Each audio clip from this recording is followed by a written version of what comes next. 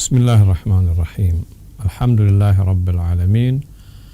Allahumma salli ala Muhammad wa ali Muhammad. Kita akan berbicara tentang hukum memandikan jenazah. Saat kita ingin memandikan jenazah,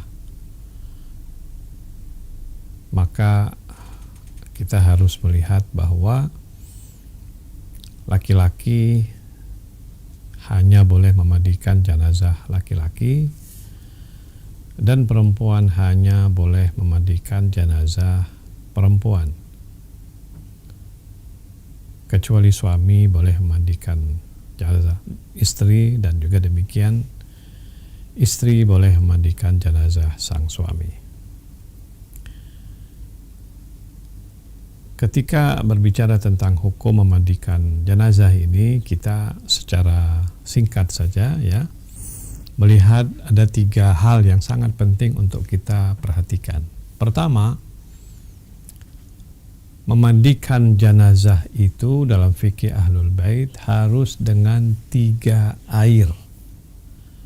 Tidak cukup dengan 1 air, kecuali kalau 2-nya tidak ada.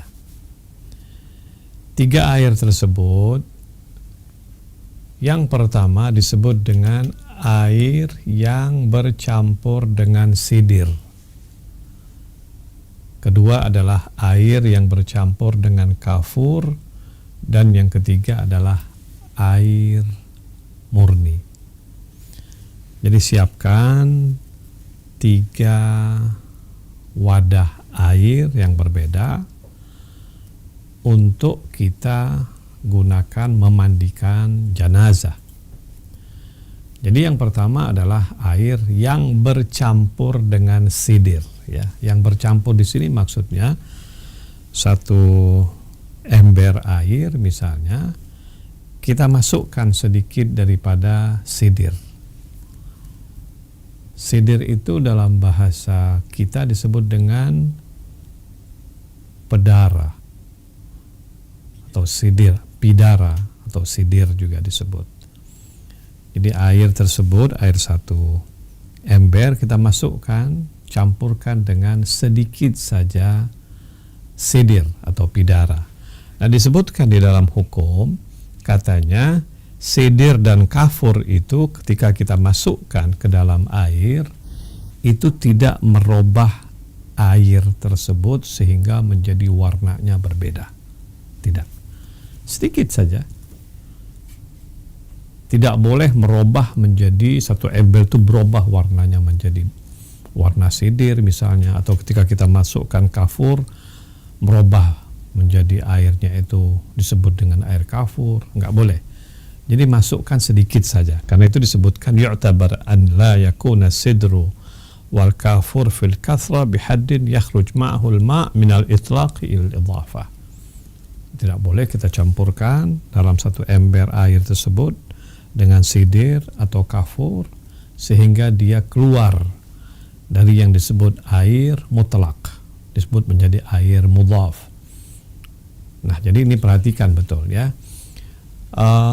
Saya ulangi lagi, jadi ketika kita ingin memandikan mayit, maka harus ada 3 air.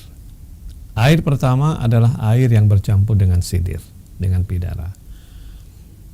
Yang kedua, air yang bercampur dengan kafur.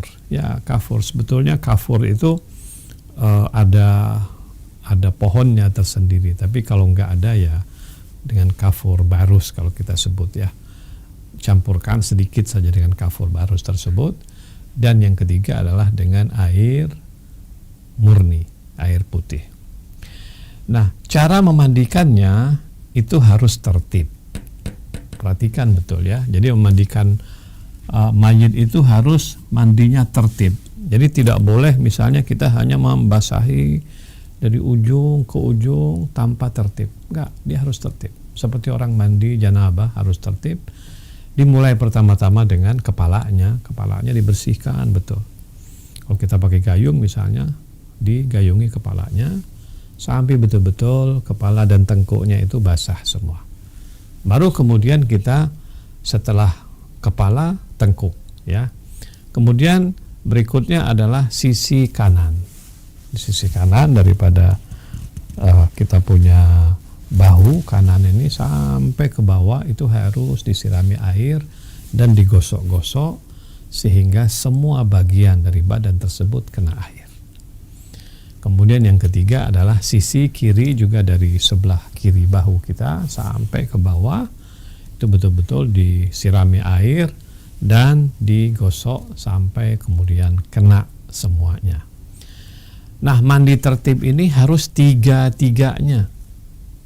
Jadi tiga-tiga air yang disebut air seder, air kafur dengan air putih, itu tiga-tiganya disiramkan secara tertib ke tubuhnya si mayit.